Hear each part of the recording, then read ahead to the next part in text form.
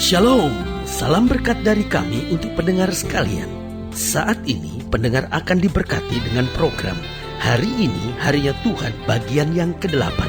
Sebuah program rohani tentang doktrin Alkitab yang menolong kita untuk semakin tertanam dalam kebenaran firman dan bertumbuh dalam kemuliaan. Bersama hambanya, Pendeta Gilbert Lumoindong, STH. Banyak orang merasa doktrin Alkitab sebagai sesuatu yang membingungkan. Tetapi tahukah saudara bahwa doktrin Alkitab intinya adalah memahami Alkitab dengan benar, dengan pemahaman yang sistematis, sehingga kita terus dapat tertanam di dalam kebenaran firman, sehingga kita terus bertumbuh di dalam kemuliaan Allah. Buka hati saudara sekalian untuk menerima berkat-berkat firman-Nya hari ini. Pada dasarnya suka atau tidak suka, mau atau tidak mau, terima atau tidak terima, siap atau tidak siap, kejahatan dan musuh akan senantiasa berada di sekitar kita. Hidup ini bukan soal bagaimana tidak menghadapi kejahatan, bukan soal tidak menghadapi musuh, tetapi persoalannya bagaimana kita menang atasnya. Karena seringkali pada dasarnya Tuhan mengizinkan kejahatan dan musuh ada di sekitar kita. Lalu mungkin kita bertanya, kenapa Tuhan yang baik mengizinkan kejahatan dan musuh ada di sekitar kita? Yang pertama, agar kita belajar berserah senantiasa. Karena saudaraku yang kasih dalam Tuhan, seringkali kita kalau menghadapi musuh, kita jadi orang-orang yang panik, kita jadi orang-orang yang mudah emosi, kita jadi orang yang mudah kecewa. Saudaraku yang kasih dalam Tuhan, padahal Tuhan cuma mau inginkan kita belajar berserah, bahwa aku Tuhan yang memelihara kamu. Ada saatnya Tuhan suruh kita menghadapi, ada saatnya Tuhan minta kita berdiam, dan Tuhan yang akan menyelesaikan buat kita. Jadi ingat, seringkali Tuhan mengizinkan kejahatan dan musuh ada di sekitar kita agar kita belajar berserah. Yang kedua, agar kita belajar untuk fokus hanya pada Tuhan. Mau ada masalah kek, mau ada musuh kek, mau ada kejahatan di sekitar kita, jangan terpengaruh, jangan juga terseret, tetapi belajar fokus. Karena selama kita memandang Tuhan, Tuhan sendiri akan menghindarkan kita dari tangan musuh. Tuhan sendiri akan membela kita dari segala kejahatan. Tuhan sendiri akan menuntun kita dari kemenangan lepas pada kemenangan untuk masuk dalam kemuliaan yang kekal. Haleluya. Dan yang ketiga, saya pelajari seringkali Tuhan mengizinkan kejahatan dan musuh di sekitar kita agar kita memiliki pengalaman-pengalaman indah dengan Tuhan. Justru betapa indahnya pengalaman Daniel yang dibuang ke gua singa menghadapi kejahatan dan musuh, tetapi kemudian dilepaskan oleh tangan Tuhan yang kuat. Betapa indahnya pengalaman dari Daud yang harus menghadapi Goliat, tetapi dilepaskan Tuhan dari tangan musuh dan kejahatan. Oh saudaraku, betapa indahnya pengalaman-pengalaman dari Sadrak, Mesak, Abednego yang harus dibuang ke dapur api yang dipanaskan 7 kali lipat, tetapi Tuhan menjauhkan dari kejahatan dan musuh. Oh lihat betapa indahnya pengalaman Nuh yang membangun bahtera. Oh dibicarakan, diserang, orang tidak menyukainya, tapi saudara yang kasih dalam Tuhan, bagaimana Tuhan menghindarkan Nuh dari tangan kejahatan dan musuh, sehingga memberikan pengalaman-pengalaman yang indah bersama dengan Tuhan. Haleluya. Dan yang keempat, saya pelajari kenapa seringkali Tuhan izinkan ada kejahatan dan musuh di sekitar kita, agar kita dapat mempraktekkan firman, bahwa kita dapat makan di hadapan para lawan kita. Daud sendiri yang berkata dalam Mazmur pasal 23, Tuhanlah gembalaku, takkan kekurangan aku. Dia menyediakan bagi kita piala yang penuh melimpah. Bahkan dia menyediakan hidangan buat kita di hadapan para lawan kita. Artinya apa? Kemenangan buat kita menjadi pasti, karena musuh boleh dengan segala rancangan-rancangan jahatnya di sekitar kita, tapi kita menikmati hidangan yang Tuhan sediakan buat kita. Haleluya. Selamat datang dalam program kita hari ini, harinya Tuhan. Sebuah program rohani yang kembali mengingatkan kepada kita betapa pentingnya kita menjadikan firman Tuhan sebagai dasar keseharian hidup kita. Karena selama kita jadikan firman Tuhan sebagai dasar keseharian hidup kita. Langkah-langkah ke depan kita penuh dengan kepastian, kemenangan, berkat, mujizat, dan perkara-perkara besar. Haleluya. Dan dalam program ini kita sedang membahas tentang menghindarkan kami dari tangan musuh. Wah, itulah Allah kita. Ada saatnya Dia izinkan kejahatan dan musuh di sekitar kita, tetapi kemudian ketika Dia melihat iman kita teguh, ketika Dia melihat langkah kita tepat, maka tangan Tuhan sendiri akan menghindarkan kita dari segala tangan musuh. Haleluya. Nah, saudara gue yang kasih dalam Tuhan, dalam pembahasan kita tentang menghindarkan kami dari tangan musuh, kita mau sama-sama belajar dari Esra pasal 8. Esra pasal 8 ayat yang ke-31, Esra pasal 8 ayat 31 sampai ayatnya ke-36. Esra pasal 8 ayat 31 sampai 36, demikianlah firman Tuhan di bawah judul perikop tiba di Yerusalem. Kemudian berangkatlah kami dari sungai Ahawa pergi ke Yerusalem pada tanggal 12 bulan pertama untuk berjalan ke Yerusalem. Dan tangan Allah kami melindungi kami dan menghindarkan kami dari tangan musuh dan penyamun. Lihat, saudaraku yang kasih dalam Tuhan, ada saatnya bangsa umat Allah ada di sekitar kejahatan dan musuh yang coba menyerang, tetapi ada saatnya tangan Tuhan kemudian melindungi dan menghindarkan kami dari tangan musuh dan penyamun. Ayat yang ke-32, maka tibalah kami di Yerusalem sesudah kami tinggal di sana selama 3 hari.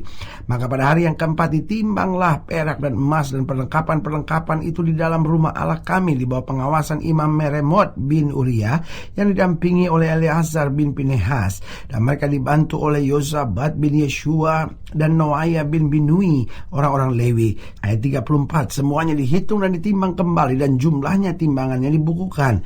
Pada waktu itu juga orang-orang yang telah kembali dari penawanan, yakni mereka yang pulang dari pembuangan, mempersembahkan sebagai korban bakaran kepada Allah Israel lembu jantan 12 ekor untuk seluruh Israel, domba jantan 96 ekor, anak domba 77 ekor, kambing jantan sebagai korban penghapus dosa 12 ekor, semuanya itu sebagai korban bakaran bagi Tuhan.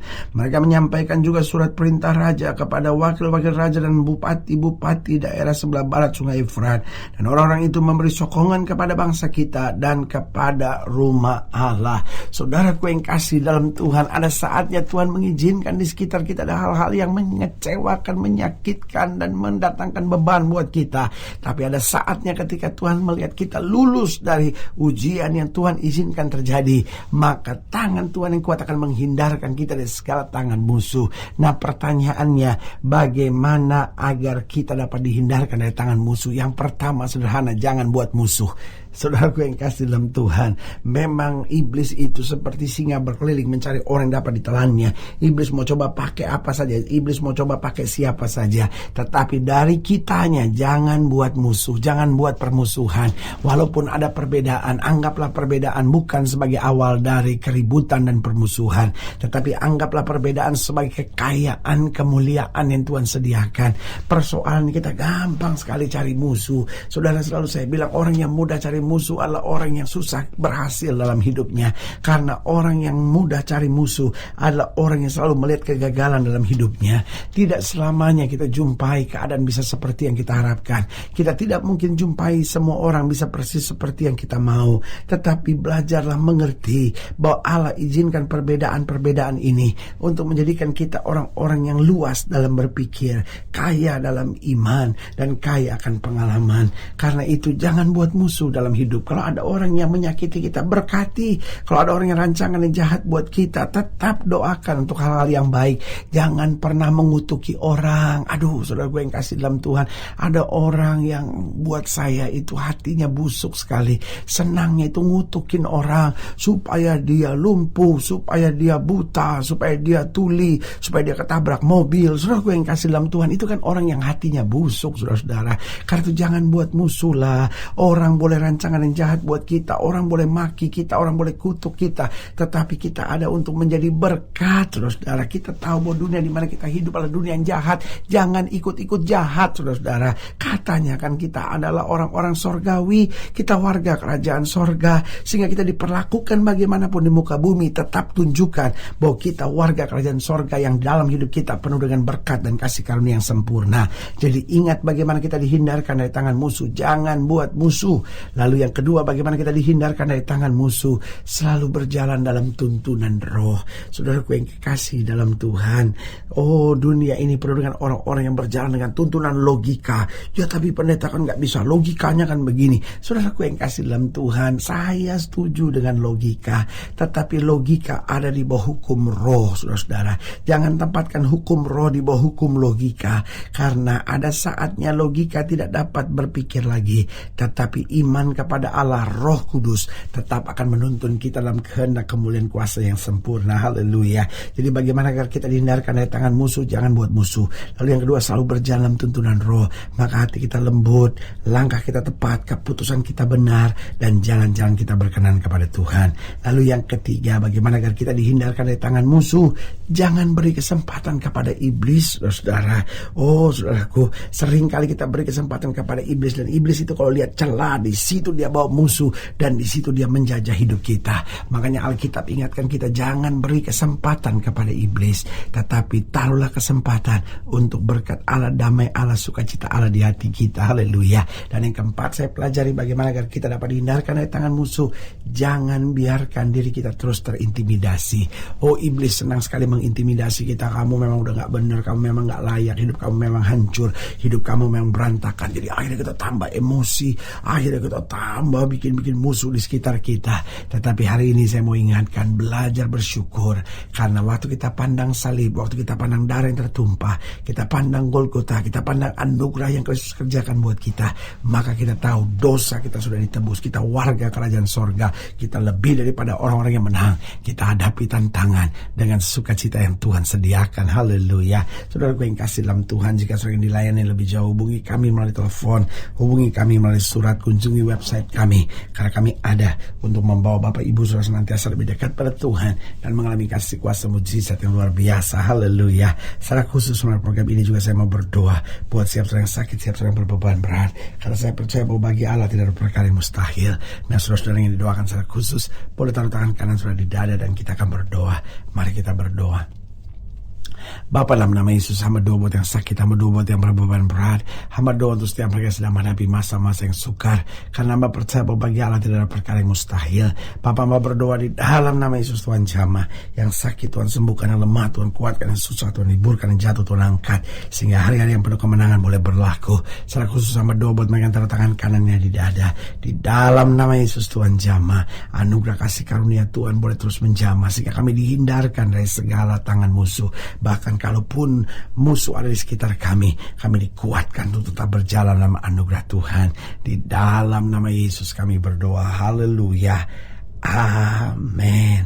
Saudara gue yang kasih dalam Tuhan, kita sudah berdoa. Ingat, Allah tidak pernah lalai menepati janjinya. Inilah saatnya buat kita untuk bangkit, bersemangat, bersuka cita dalam menghadapi segala perkara. Karena kita tahu Yesus hidup, Yesus berkuasa, dan selalu menyediakan yang terbaik buat anak-anaknya. Doa saya menyertai saudara. Sampai berjumpa pada program berikut. Dan jangan lupa, jadikan hari ini harinya Tuhan. Haleluya.